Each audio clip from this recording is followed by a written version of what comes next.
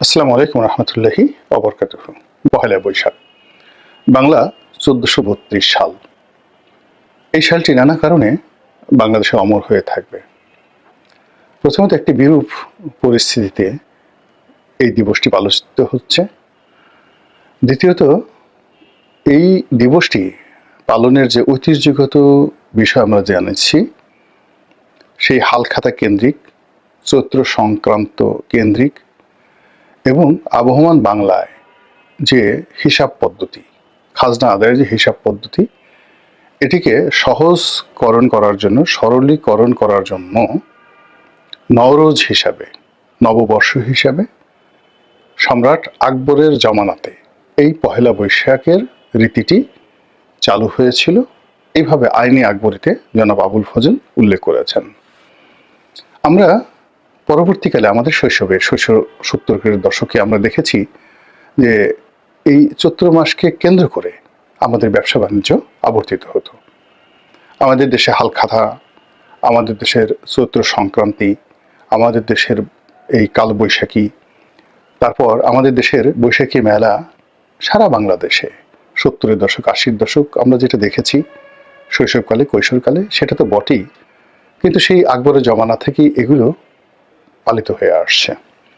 গ্রাম বাংলায় এমন সব অঞ্চল রয়েছে যেখানে 200 বছর ধরে মেলা হয়, বৈশাখী মেলা হয়, এবং বৈশাখী মেলাকে কেন্দ্র করে গ্রাম বাংলার যে সকল ঐতিহ্যবাহী খেলাধুলা রয়েছে, বিশেষ করে মহিষের লড়াই, ষাঁড়ের লড়াই, এই জিনিসগুলো হয়ে থাকে, এবং এগুলো যে কোনো বিনোদনের চাইতে আমাদের বাঙালি জীবনে খুবই গুরুত্বপূর্ণ।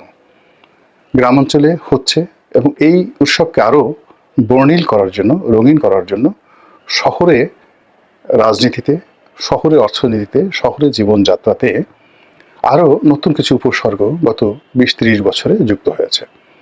যেমন রমনার বটমূলে গান গাওয়া, এটি হয়তো 50 বছর আগে ছিল না। তারপর সকালবেলা ইলিশ মাছ দিয়ে পান্তা ভাত খাওয়া, পান্তা ইলিশ খাওয়া, কাঁচামরিচ পান্তা ইলিশ খাওয়া, এটাও একটা কালচারে পরিণত হয়ে গেছে। তারপর মঙ্গল শোভাযাত্রা, এটি আমরা যখন ঢাকা বিশ্ববিদ্যালয়ে ভর্তি হলাম, আমরা হঠাৎ করে দেখলাম যে এরকম মঙ্গল শোভাযাত্রা হয়েছে। এটা ঠিক কত সাল থেকে হয়েছে আমি বলতে পারবো না, তবে ঢাকা বিশ্ববিদ্যালয়ে আমরা যখন এসেছি তখন থেকে আমরা এই শোভাযাত্রা দেখে আসছি চারুকলা ইনস্টিটিউটের উদ্যোগে, এবং তারা প্রায় প্রতি বছরই একটা থিম, যাকে বলা হয়, তৈরি করে। এখন সেই থিমের আলোকে কোনো বছর তারা একটি ড্রাগনের মূর্তি বানায়, কোনো বছর একটি চড়াইয়ের মূর্তি বানায়, কোনো বছর একটি বাবুই পাখি বানায়। তারা তাদের মতো করে এই কাজটি করে, এবং এটা চারুকলা কেন্দ্রিক, ঢাকা বিশ্ববিদ্যালয় কেন্দ্রিক তাদের একটা, যাকে বলা হয়, শিল্পকর্ম। এর সঙ্গে কোনো রাজনীতি অন্তত এরশাদ জমানাতে আমরা দেখিনি, কিন্তু পরবর্তীতে এর সঙ্গে হয়তো রাজনীতি জড়িত হয়ে গেছে। আওয়ামী লীগ জমানাতে এখানে দেখা গেছে যে বেগম খালেদা জিয়ার বিকৃত যে মূর্তি তৈরি করে এখানে প্রদর্শন করা হয়েছে। তারই ধারাবাহিকতায় এবার যেটা হলো সেটা হলো শেখ হাসিনার একটি বিকৃত মূর্তি, এটি তৈরি করা হয়েছে এবং প্রদর্শন করা হয়েছে, এবং এই মূর্তিটি অন্য অতীতের যে কোনো মূর্তির চাইতে একটা বিভৎস, একটি উলঙ্গ, একটি নির্মম, নৃশংস, একটি রাক্ষসী, একটি ডাইনি, এরকম একটা ভাবমূর্তি বানিয়ে তারপরে এই উৎসবের দিনে এটা প্রদর্শন করা হয়েছে।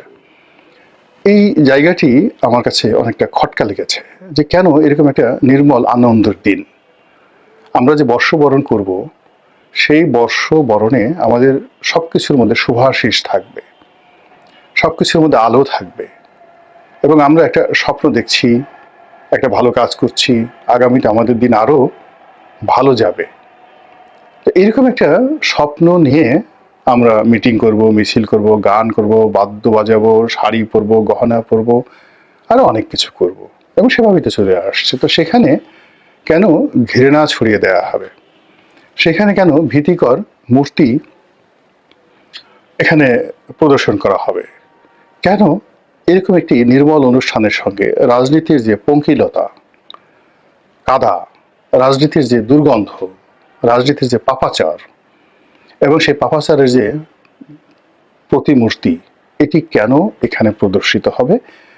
এই কালচারটা কেন আমরা এখানে শুরু করলাম, এই গেল একটা বিষয়। 2 নম্বর যে বিষয়টা হলো যে মঙ্গল শোভাযাত্রা, এই মঙ্গল শোভাযাত্রাকে আমরা পরিবর্তন করে আনন্দ যাত্রা বানালাম। আমি এই দুইয়ের মধ্যে কোনো পার্থক্য দেখছি না। মঙ্গল এবং আনন্দ দুটোই প্রমিত বাংলা। তো মঙ্গল শোভাযাত্রা, তো মঙ্গল শোভাযাত্রা, এখন শোভাযাত্রা, শোভার একটা শব্দ আছে, আর শুভ সেটির আর একটা শব্দ আছে। তো মঙ্গল শুভযাত্রা নয়, শোভাযাত্রা, মঙ্গলটিকে শোভনীয় করে, অর্থাৎ ভালো কল্যাণকর একটা বিষয়কে শোভনীয় করে, যেটা দেখলে চক্ষু জুড়িয়ে যায়। তো এরকম একটি যাত্রা, মিছিল, এটাকে ধারণ করে মঙ্গল শোভাযাত্রা আমাদের বাংলাদেশে চালু হয়ে আসছিল। তো সেটাকে আমরা এখন পরিবর্তন করে বললাম আনন্দ যাত্রা। তো শোভাযাত্রা এবং আনন্দ যাত্রার মধ্যে কিন্তু অনেক পার্থক্য রয়েছে। আপনি যখন কোনো পথে গমন করেন, যাত্রা, বাংলাতে যাত্রা গমন করেন, তো সেখানে প্রত্যাবর্তনের, ফিরে আসার একটা উপলক্ষ থাকে, এবং সব যাত্রার ফলাফল ভালো হয় না। শোভাযাত্রার যে শুভ অর্থ রয়েছে, শুধু যাত্রার সেই শুভ অর্থ থাকে না, এক। 2 নম্বর হলো যে মঙ্গল, মঙ্গল যে শব্দটি, বাংলাতে মঙ্গল যে শব্দটি, এটির যে ব্যাপ্তি, যখনই আপনি শুভ কিছু, ভালো কিছু, মঙ্গলময় কিছু কামনা করবেন, আশা করবেন, ওটার সঙ্গে আপনার নফসের কোনো সংযোগ থাকে না, ওটার সঙ্গে আপনার হৃদয়ের একটা অর্ঘ্য থাকে, একটা ইচ্ছা থাকে, একটা আশা আকাঙ্ক্ষা থাকে, আপনার কিছু চেষ্টা থাকে, এবং আপনি যদি বিশ্বাসী হন, তাহলে আপনার মঙ্গলময়তার জন্য আপনি আপনার বিধাতা, আপনি আপনার ভগবান, আপনি আপনার রব, আপনি আপনার মালিক, সেই মালিকের দয়া এবং করুণা ভিক্ষা করেন মঙ্গল শব্দটির মাধ্যমে। ফলে মঙ্গলের একটি অংশ থেকে পৃথিবীতে, আর একটি অংশ থেকে আসমানে। মঙ্গল একটি অংশ থেকে মানুষের কাছে, অন্য অংশটি থাকে বিধাতার কাছে। মঙ্গলের একটি অংশ থেকে বাস্তব, আর অন্য অংশটি থাকে অবাস্তব। কিন্তু আপনি যখন আনন্দ শব্দটি ব্যবহার করবেন, এটি নফস সংক্রান্ত, এবং আনন্দ অনেকগুলো ইতিবাচক শব্দ রয়েছে। আনন্দ, তার সঙ্গে নিরানন্দ, আনন্দ, অতি আনন্দ, আনন্দর সঙ্গে আপনার অত্যাচার জড়িত রয়েছে, আনন্দের সঙ্গে আপনার উল্লম্ফন জড়িত রয়েছে, আনন্দের সঙ্গে অত্যাচার জড়িত রয়েছে, আনন্দের সঙ্গে বিমল জড়িত রয়েছে, নির্মল জড়িত রয়েছে, এবং বিভৎসতা জড়িত রয়েছে। কিছু মানুষ আনন্দ করে, মানুষ হত্যা করে তারা আনন্দ পায়। কিছু মানুষ ধর্ষণ করে আনন্দ পায়। কিছু মানুষ অন্যকে ঠকিয়ে আনন্দ পায়, প্রতারণা করে আনন্দ পায়। ফলে আনন্দ যে শব্দটি, এই শব্দটি হৃদয়ের মধ্যে পরিশুদ্ধতা আনে না, এটি মানুষকে উত্তেজিত করে। আপনি মদ খেয়ে আনন্দ লাভ করেন, আপনি গান শুনে আনন্দ লাভ করেন, গান গেয়ে আপনি আনন্দ পান, নৃত্য করে আপনি আনন্দ পান। কিন্তু যখন আনন্দের পরিবর্তে আপনি মঙ্গল শব্দটি ব্যবহার করবেন, এই মঙ্গলের মধ্যে আপনি একটি সিঙ্গেল ডিজিট বা একটা বিন্দু আপনি নফসের, অথবা আপনার নফসে আম্মারার, অথবা আপনার অন্য যে কোনো মন্দ যে বিষয়, সেই বিষয়ের আপনি আনতে পারবেন না। তো মঙ্গল শোভা মানে শোভনীয়, মঙ্গল শোভনীয়, মঙ্গলের যাত্রা যেটা শোভনীয়, সেটা মঙ্গল শোভাযাত্রা। সেটাকে আমরা আনন্দ যাত্রায় যে রূপান্তর করলাম। এখন এই যাত্রা, যাত্রা নাটক হতে পারে, এই যাত্রা অন্তর্জলী যাত্রা হতে পারে, মরণ যাত্রা হতে পারে, এই যাত্রা কবর যাত্রা হতে পারে, এই যাত্রা অগস্ত যাত্রা হতে পারে, অনেক কিছু হতে পারে। এখন এই যে বুদ্ধির প্রাজ্ঞতা, শব্দ চয়নের যে যাকে বলা হয় রুচি বোধ, এবং জ্ঞান এবং গরিমার যে দুর্ভিক্ষ, কোন পর্যায়েতে এই সময়টাতে এসে পৌঁছেছে যে মঙ্গল শোভাযাত্রাকে এখন আনন্দ যাত্রা আমাদেরকে করতে হবে। তো সেই দিক থেকে এই যে পহেলা যে বৈশাখটি, এই বৈশাখটি শুধুমাত্র এই শব্দ চয়নের কারণে অমর হয়ে থাকবে, এবং এই শব্দ চয়নের ফলে আগামীতে কি কি নেতিবাচক প্রতিক্রিয়া আমাদের এই সমাজে আসতে পারে তা আজকের এই দিবসটির মাধ্যমে শুরু হয়ে গেল। দ্বিতীয়ত, শেখ হাসিনাকে আমরা ঘৃণা করি। আচ্ছা ধরুন আমরা অপছন্দ করি অনেক কিছু, নাকের সর্দি, কফ, তারপরে শেষে মানুষের যে বর্জ্য, সেই জিনিসগুলো। এখন আপনি কোনো মানুষকে যদি অপমান করতে চান, আমাকে অপমান করতে চান, তা আমার নাকের সর্দি, আমার মলমূত্র, এইগুলো আপনি মাথায় করে নিয়ে আপনি লাফালাফি করলেন, মঙ্গল যাত্রা করলেন, আর বললেন গোলাম মোল্লা রনিকে অপমান করলাম। অথবা আমার একটা বিকৃত মূর্তি আপনি ধারণ করলেন, বিকৃত মূর্তি বানালেন, আমার বিশাল একটা নাক বানিয়ে দিলেন, আমার যে দুটো দাঁত রাক্ষসের মতো বানিয়ে দিলেন, এমন দুটো ঠোঁট বানিয়ে দিলেন যেটাকে দেখলে মনে হয় দানব। তারপরে শেষে সেই মূর্তিটি নিয়ে নিজে মাথায় করে নিয়ে ঘুরলেন, নিজে কষ্ট করে বানালেন, টাকা খরচ করে বানালেন, তারপরে সেটা নিয়ে রাস্তায় লম্ফন ঝম্প করলেন। আপনি কি একবার ভেবেছেন যে দুনিয়া এবং আখেরাতে এটি আপনাকে কতটা পাপের পথে নিয়ে গেল?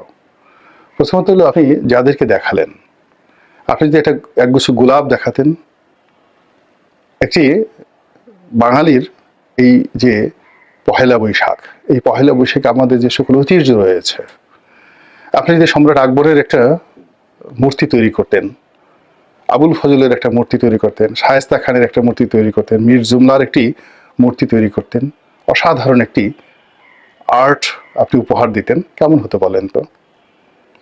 অথবা আপনি যদি এই আজকের দিনে সেই গ্রাম বাংলার যেগুলো নির্মল আনন্দ, সেই একটা আমাদের যেমন এই যে রেসকোর্স ময়দান, ঘোড়া দৌড়ের ময়দান, তো এই রেসকোর্স ময়দানে, সরোয়ার্দী উদ্যানে যদি আপনি এরকম একটা ঘোড়ার দৌড়ের ব্যবস্থা করতেন, মহিষের লড়াইয়ের ব্যবস্থা করতেন, গরুর লড়াই বা গরুর দৌড়ের ব্যবস্থা করতেন, কত সুন্দর হতো। তা না করে শেখ হাসিনাকে আমরা ভুলতে চাচ্ছি, তার শাসনকালকে ভুলতে চাচ্ছি, তিনি যে কর্মগুলো করেছেন সেই কর্মগুলো ভুলতে চাচ্ছি।